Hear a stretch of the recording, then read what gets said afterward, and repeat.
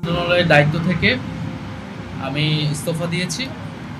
এছাড়াও এই জুলাই ফাউন্ডেশন, জুলাই শহীদ স্মৃতি ফাউন্ডেশন সহ সরকারের যে সকল কমিটিতে আমি ছিলাম, এই সকল কমিটি থেকে আমি সাথে সাথে একই সাথে ইস্তফা আমার হচ্ছে।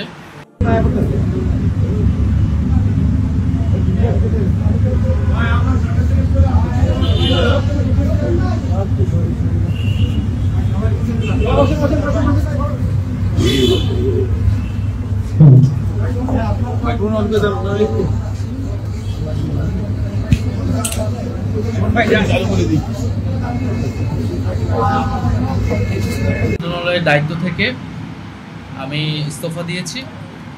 এছাড়াও এই জুলাই ফাউন্ডেশন, জুলাই শহীদ স্মৃতি ফাউন্ডেশন সহ সরকারের যে সকল কমিটিতে আমি ছিলাম, এই সকল কমিটি থেকে আমি সাথে সাথে একই সাথে ইস্তফা আমার হচ্ছে। মূলত একটি গণ অভ্যুত্থানের প্রেক্ষিতে 8ই আগস্ট আমরা গণ অভ্যুত্থানের প্রতিনিধি হিসেবে প্রথমে 2 জন এবং পরবর্তীতে আরও একজন 3 জন অন্তর্বর্তী সরকারে দায়িত্ব নেই অন্যান্য উপদেষ্টাবৃন্দের সাথে।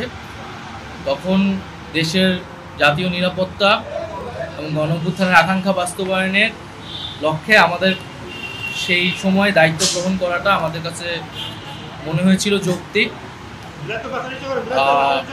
গত 6.5 মাসের প্রেক্ষিতে সরকার কাজ করছে, হয়তো আমরা আশানুরূপ ফলাফল এখনো পাইনি, কিন্তু আমার কাছে মনে হয়েছে যে সরকারের একটা স্ট্যাবিলিটিতে সরকার এসেছে এবং ব্যক্তিগতভাবে সরকারের বাইরে যে দেশের বর্তমান যে পরিস্থিতি, সেই পরিস্থিতিতে একটি রাজনৈতিক শক্তির উত্থানের জন্য আমার রাজপথে থাকা প্রয়োজন, ছাত্র জনতার কাতারে থাকা প্রয়োজন এবং আমরা যে গণতান্ত্রিক পরিবর্তনের আকাঙ্ক্ষা করি, সেই আকাঙ্ক্ষার জন্য এবং আমার যে গণ অভ্যুত্থানে যে ছাত্র জনতা অংশগ্রহণ করেছে সেই শক্তিকে সংহত করতে আমি মনে করেছি যে আমার সরকারের থেকে আমার সরকারের বাইরে রাজপথে আমার ভূমিকা বেশি হবে এবং আমার বাইরে যারা আমাদের সহযোদ্ধা রয়েছেন